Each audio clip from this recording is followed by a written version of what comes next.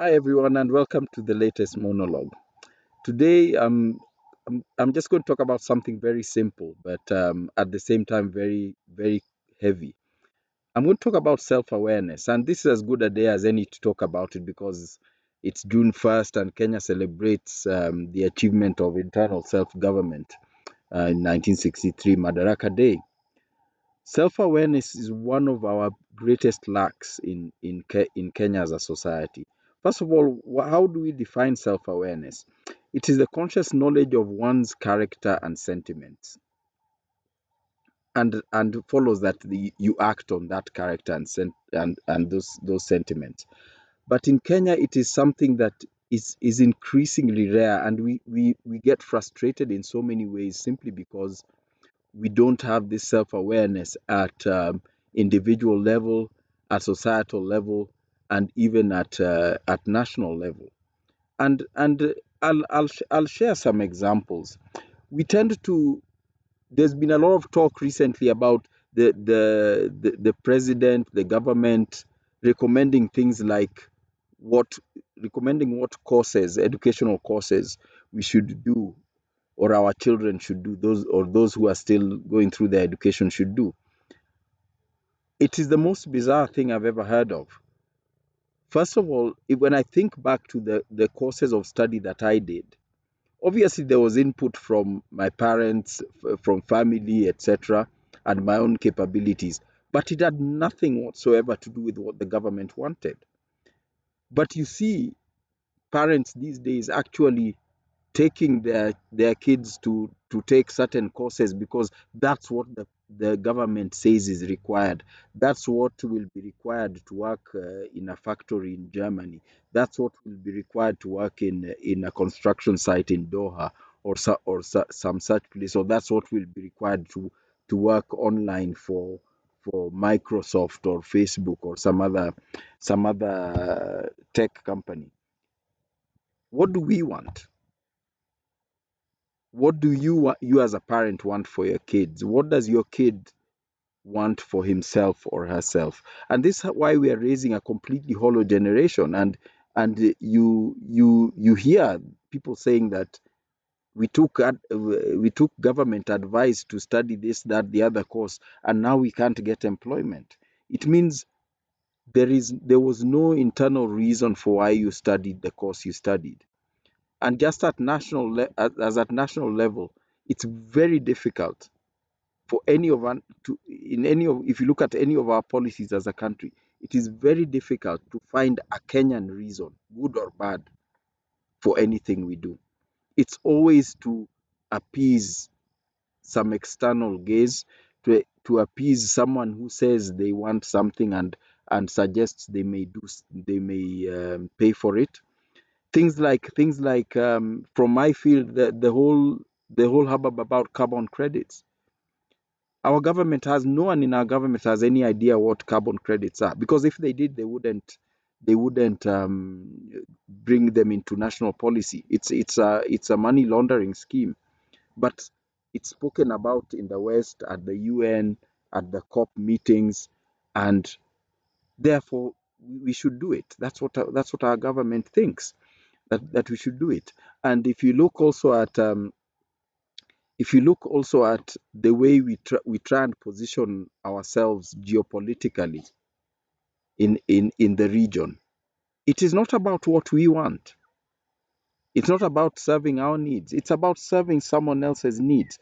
And this is crippling at a national and social level for all of us. And if you look at the behavior of our leaders, it's just a symptom of what we have as a societal illness. It's not because they are bad people. Recently, there was a member of parliament who actually said that no, he doesn't attend house sittings. He's too busy doing his own things. Now, okay, we are realists here. We know that MPs don't attend all parliamentary sittings. Many attend very few sittings. Some even attend sittings but complete a 5-year term without saying a single word in parliament. So we know that. But to say it to in a public domain, to say it to a media person, that is lack of self-awareness. That means he has lost track of his bearings of where he is in society, who he is, and what he should say and what he shouldn't say. And that therein lies the problem. Therein lies the problem. And we get to this point that whether you go to the agricultural sector, you find farmers growing all sorts of crops, but if you sit him down and ask him, why do you grow this crop? Why are you engaged in this particular practice? He might be growing that crop because his father was growing that crop. He's growing that crop because the government said we need to export agricultural produce, yet he himself has no use for that crop. The I do know a few farmers who are well aware of why they grow what they grow, and they sell it to their neighbors, and they add value to it or produce something out of it.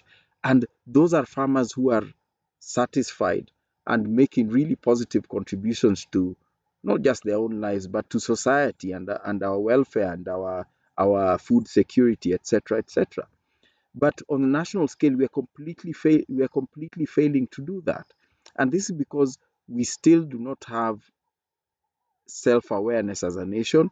Our society struggles for self-awareness, and individually we still struggle for self-awareness. And some of our most spectacular failures over the years have been symptoms of that lack of self-awareness.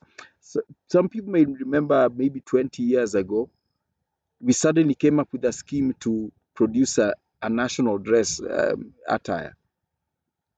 There was all sorts of absolutely ridiculous designs that came up, and thankfully they all failed because very few, only a personality like the former Vice President Moody Awori could pull off what that outfit without looking ridiculous.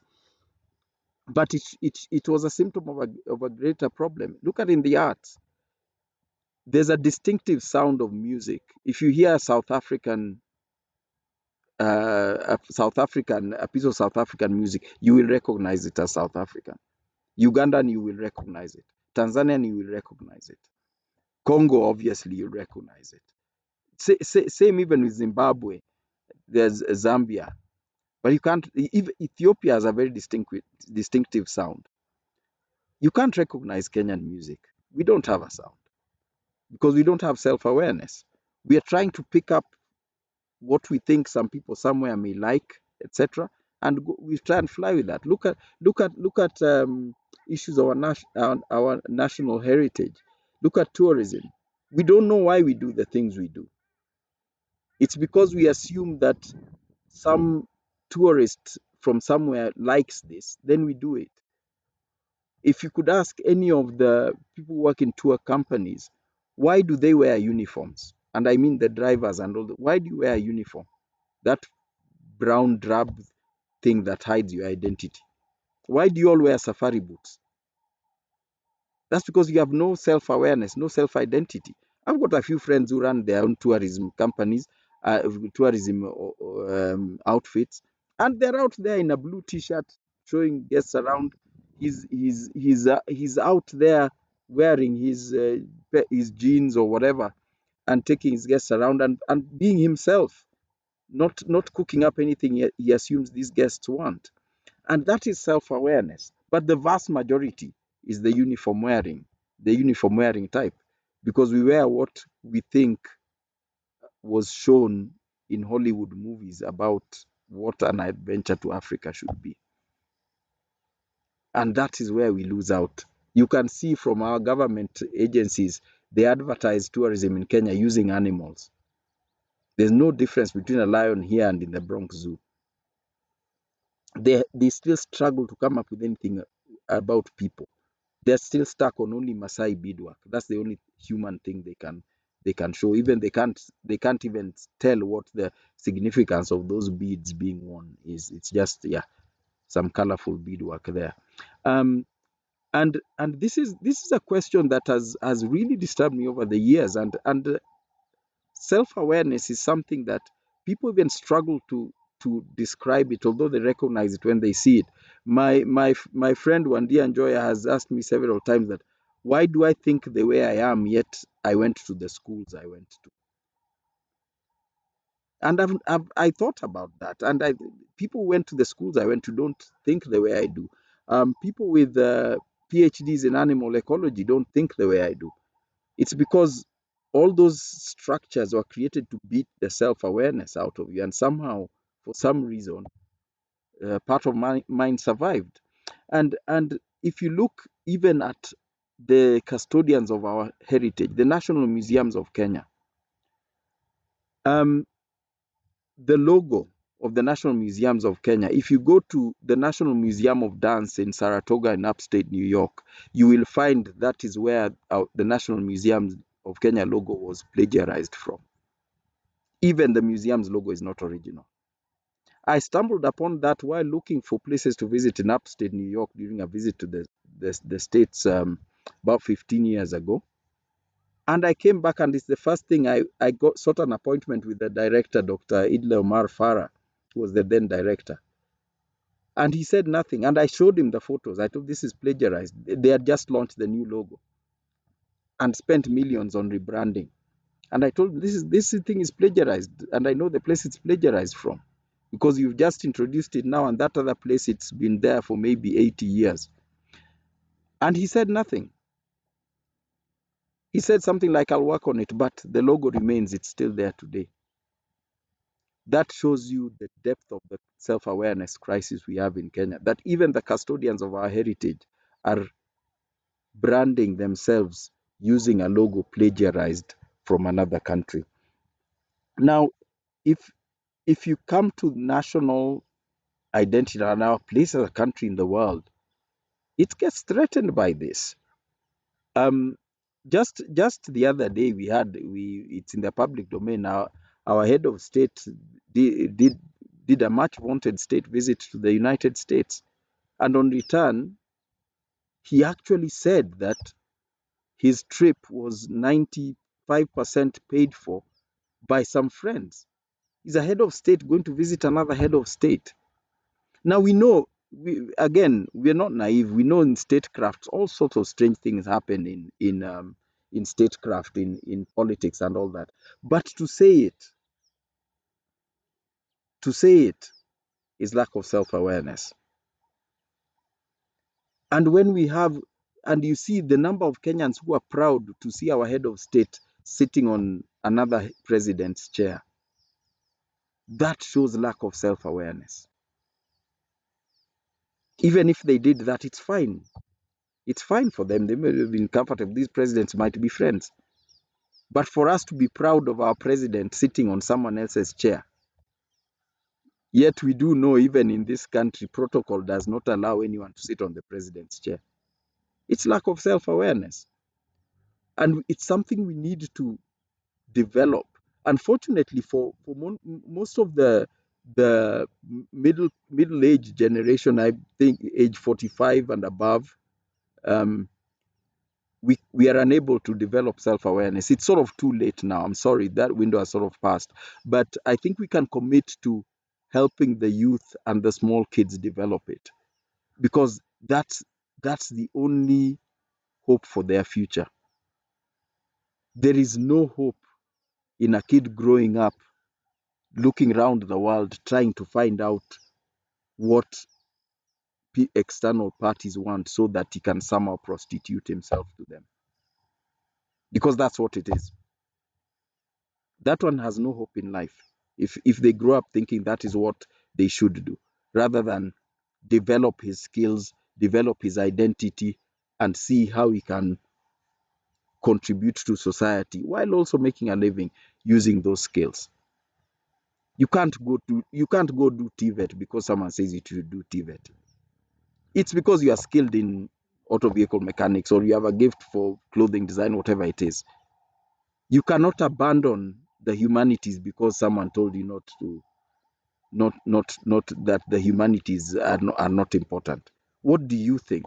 Well, some Taban Loliong famously called Kenya a literary desert some time ago. That was kind of harsh and wasn't true anyway. The lack of books out of Kenya was because there are ridiculous publishers. And now that the publishing space has grown, there's a lot more literature coming out of Kenya. But If we continue down the path we are taking now, we will become that literary desert. We will become a musical desert. We will become a philosophical desert because America didn't say they want Kenyan philosophers. Doha, Qatar didn't say they want Kenyan philosophers. So forget about philosophy. So we are diminishing these important fields of study while introducing the most ridiculous thing, even by our standards, is the much vaunted University of Nairobi Chancellor Patrick Bakoyan said they're now introducing a school of AI and offering master's degrees in AI. The most ridiculous thing to have ever come out of academia in Kenya, and many ridiculous things have come out. But this is the depth of intellectual sort of um, intellectual decline. But it's accepted because he's from the West, so it must be something feasible or workable because he's from the West, and maybe it means there are jobs in that arena. He's a useless fellow, and I'll repeat it. I've very little time for seen very little intellectual output from him that is worth speaking about. But but we accept it because we don't have self-awareness. We don't have any intellectual standing of our own, so we'll accept any rubbish that comes our way. So this is something we have to try and build in future generations because our future depends upon it. We cannot have a state like what we had when the war broke out in Ukraine and our ambassador to the UN had no self awareness whatsoever. He gave this long winded, raucous speech about how proud we are of the colonial boundaries that colonialists, imperialists imposed upon us in Africa. How proud we are of them and how respectful we are of them. We do respect international boundaries, but to go and say we are proud of them in an international forum where even those imperialists who imposed them were surprised is a stunning lack of self-awareness. And those who praised him for it were all the imperialists from Europe and other places. So this is this is what will lead to the growth or downfall of nations in the future. It is self-awareness. And self-awareness has suddenly happened in West Africa. I'm not sure how it came about, but the recent coups, etc., it's a rise of self-awareness. It's a pride that is very hard to explain. If you know people from Senegal or Burkina Faso and other, you hear when they talk about it, they talk about their leaders, their certain developments in their nations, and they're charting new directions. There's pride there. It's because of self-awareness. So let's try and find that. As I said, it's a very difficult thing to actually find deliberately, but maybe let's create space for the youth to find their own self-awareness, and let's not burden them with our own indolence that's developed from years of subservience. Do something self-aware today. Plant something, draw something, write something self-aware.